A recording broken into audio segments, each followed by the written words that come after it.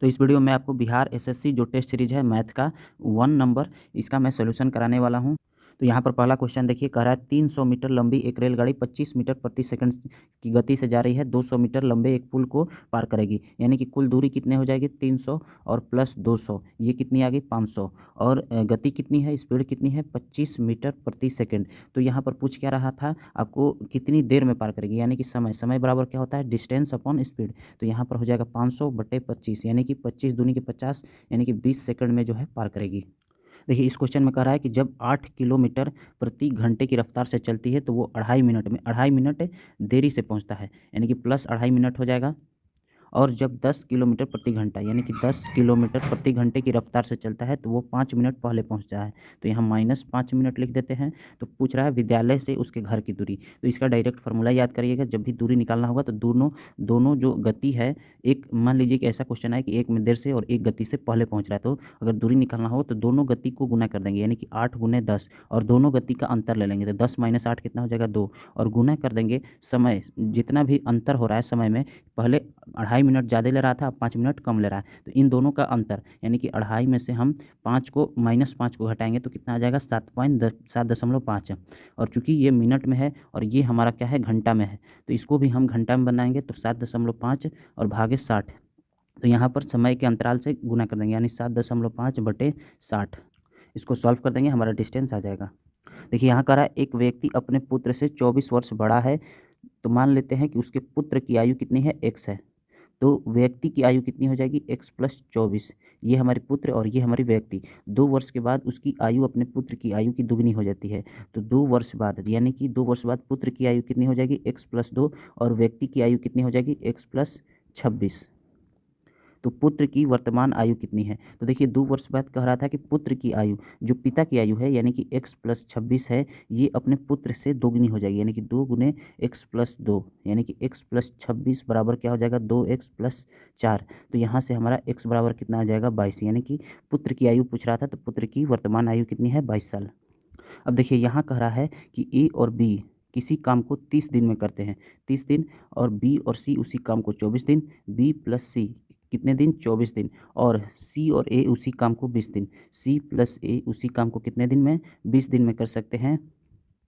तो देखिए पहले तो हम कुल काम निकाल लेंगे। तो कुल काम तीनों का हम क्या लेंगे, एलसीएम लेंगे। तो यहाँ पर आ जाएगा 120। अब देखिए तीनों का ए और बी एक दिन में कितना काम करेंगे, तो यहाँ पर एक दिन में 4 काम करेंगे। बी और सी एक दिन में कितना काम करेंगे, तो एक दिन में आपके 5 काम करेंगे। सी और ए एक दिन में कितना काम करेंगे, तो एक दिन में आपके 6 काम करेंगे। अब देखिए तीनों मिलकर एक दिन में कितना काम करेंगे। तो देखिए इन तीनों को हम जोड़ेंगे तो क्या आ जाएगा, 2 गुने a + b + c, ये बराबर आ जाएगा, हम इन तीनों को जोड़ेंगे। तो इन तीनों को जोड़ेंगे तो क्या आ जाएगा, 15। तो a + b + c कितना आ जाएगा, 15/2, यानी कि 7.5, यानी कि तीनों मिलकर एक दिन में 7.5 काम करेंगे। हमें काम कितना करवाना है, 120 से। तो तीनों मिलकर कितने दिन तक, यदि वे सभी मिलकर 10 दिन तक काम करें और फिर बी और सी काम छोड़कर चला जाए, तो शेष काम को पूरा करने के लिए ए कितने दिन लगाएगा। तो देखिए तीनों मिलकर काम कितने दिन तक करते हैं, 10 दिन, यानी कि 7.5 को क्या करेंगे, 10 से गुना, यानी कि 75 काम तीनों मिलकर कर चुके हैं। बचा कितना काम, तो बचा हमारा 120 काम था, 75 काम तीनों मिलकर कर दिए, तो बचा हमारा 45 काम। 45 काम को कौन करेगा, ए करेगा। तो ए की कार्य क्षमता हम निकाल लेंगे। तो देखिए तीनों का है 7.5 और बी प्लस सी का कितना है, 5 है, तो ए का कितना हो जाएगा, 2.5, यानी कि ए एक दिन में 2.5 काम करेगा। उसे काम कितना करना है, 45। तो 45 को 2.5 से हम भाग देंगे तो ऊपर चला जाएगा 10, 50 25, और 5 दूनी के यहाँ 10, फिर 5 से ये कट जाएगा 9 बार में, यानी कि ए उस काम को, अभी बचा हुए काम को कितने दिन में करेगा, 18 दिन में। देखिए यहाँ कह रहा है कि ए ने बी को 2 वर्ष के लिए 5,000 रुपये, सी ने सी को 4 वर्ष के लिए 3,000 रुपये। तो यहाँ पर हो जाएगा SI1 और SI2। तो दोनों को मिलाकर जो ब्याज दिया गया है 2200, यानी कि यहाँ पर हो जाएगा 2200। SI1 2 वर्ष के लिए देता है, कितना रुपये देता है, 5,000 रुपये, और यहाँ पर देख रहे हैं एक ही दर, समान दर पर है, यानी कि गुने आर हो जाएगा, और बट्टे में क्या हो जाएगा, 100, और प्लस यहाँ पर हो जाएगा कितने वर्ष के लिए, 4 वर्ष के लिए, और कितना रुपया, 3,000 रुपये, और वही दर आर, और बटा में क्या हो जाएगा, 100। तो यहाँ पर ये हो जाएगा 2200। तो यहाँ से आप आर निकाल लेंगे। यहाँ देखिए आपको बांटना कितना है, 59 को आपको बांटना है। जिसमें कि ए बी का अनुपात कितना दिया गया है, ए और बी का अनुपात 3:4 और बी और सी का अनुपात कितना दिया गया है, 5:6। तो यहाँ पर पहले क्या करेंगे कि इसमें हम 5 से गुना करेंगे और इसमें 4 से, ताकि हमारा जो है बी बराबर हो जाए और हमारा अनुपात निकल जाए। तो ए और बी और सी कितना आ जाएगा, इसमें 5 से तो यहाँ 15 और यहाँ 20 और यहाँ आपका आ जाएगा 24। इस अनुपात में तीनों को जोड़ेंगे तो आ जाएगा 59, यानी कि 59 का वैल्यू इतना है। हमें निकालना है बी का भाग, तो बी कितना है, बी हमारा 20 है, तो 20 बराबर कितना आ जाएगा, 2000। तो इसका सही आंसर क्या हो जाएगा, 2000।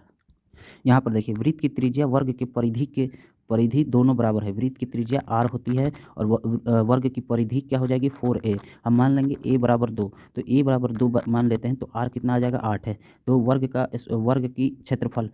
क्षेत्रफल कितना हो जाएगा, a² यानी कि 4, और वृत्त का क्षेत्रफल कितना हो जाएगा, पाई r²। तो यहाँ पर आप देख सकते हैं 22/7 × 8 तो यहाँ पर आपको दिख ही रहा होगा कि ये जो है इससे बड़ा है, तो इसका आंसर क्या हो जाएगा, वृत्त का अधिक होगा। देखिए यहाँ कह रहा है किसी संख्या में 8 से भाग देने पर 6, यानी कि जब 8 से भाग देते हैं तो कितना बचता है, 6। 10 से भाग देने पर 8, जब 10 से भाग देते हैं तो 8 बचता है। 12 से भाग देने पर 10, जब 12 से भाग देते हैं तो 10 बचता है। 24 से भाग देने पर 22, जब 24 से भाग देते हैं तो कितना बचता है, 22।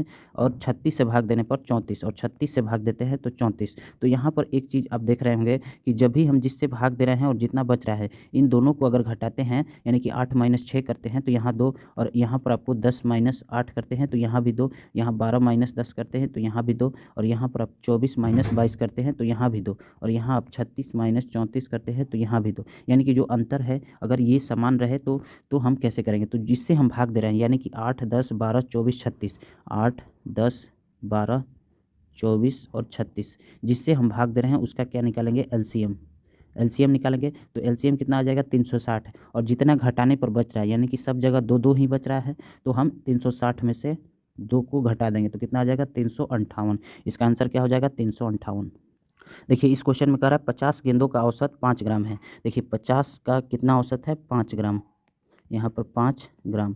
थैले का वजन मिला दिया जाए तो 0.5 ग्राम बढ़ जाता है। जब थैले का वजन बढ़ा दिया गया तो 51 हो गया, पहले 50 समान था, अब कितना हो गया, 51। तो कितना वजन बढ़ जाता है, तो 0.5, तो अब कितना हो जाता है, 5.5 ग्राम हो जाता है। तो थैले का भार क्या है, तो थैले का भार निकालने के लिए क्या करेंगे, हम 51 गुने, यानी कि अब जो वज़न है और पहले जो वज़न था इसको हम घटा देंगे। क्यों घटाएंगे, क्योंकि एक बढ़ा है, तो 51.5 करेंगे और इसमें घटा देंगे 50.5 को।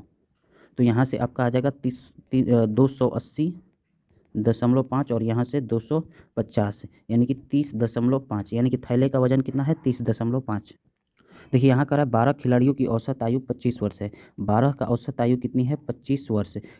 उनमें कप्तान की आयु जोड़ दी जाए तो आयु बढ़कर 26 हो जा रही है। जो औसत आयु है वो 25 से कितनी हो जा रही है, 26। तो 13 का कितना हो जाएगा, 26, क्योंकि एक कप्तान जुट गया तो औसत भी एक बढ़ गया। तो यहाँ पर देखिए, तो कप्तान की आयु निकालना है तो क्या करेंगे, 13 × 26 - 12 × 25, तो यहाँ से 38 वर्ष आ जाएगा कप्तान की आयु।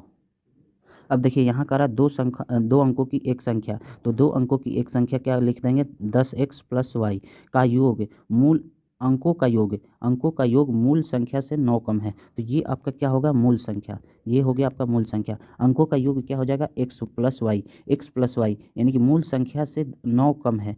जो अंकों का योग है, यानी कि अंकों का योग क्या है, ये है, ये जो है अंकों का योग ये है, ये जो है मूल संख्या से 9 कम है, यानी कि मूल संख्या 10x + y, ये जो है यहाँ पर हो जाएगा, और अंकों का योग x + y, ये जो है अंकों का योग, ये जो है ये 9 कम है, तो इसमें हम 9 जोड़ देंगे तो बराबर हो जाएगा। तो यहाँ पर आ जाएगा 9x और y तो कट जाएगा, यानी कि 9x = 9, तो x बराबर कितना आ जाएगा, 1। तो x बराबर 1 आ गया, लेकिन पूछ क्या रहा है, इकाई अंक क्या है, y। तो यहाँ से हम किसी भी तरीके से y को नहीं निकाल सकते, यानी कि आंकड़े अपर्याप्त।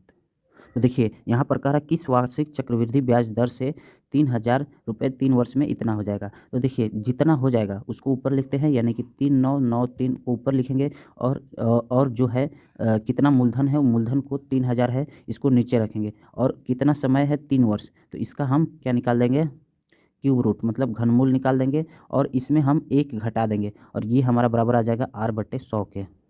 तो हम इसको सॉल्व करेंगे तो r/100 बराबर कितना आ जाएगा, तो 11/10 और -1, यानी r/100 बराबर कितना आ जाएगा, 1/10। तो r बराबर कितना आ जाएगा, 10%। तो इसका आंसर क्या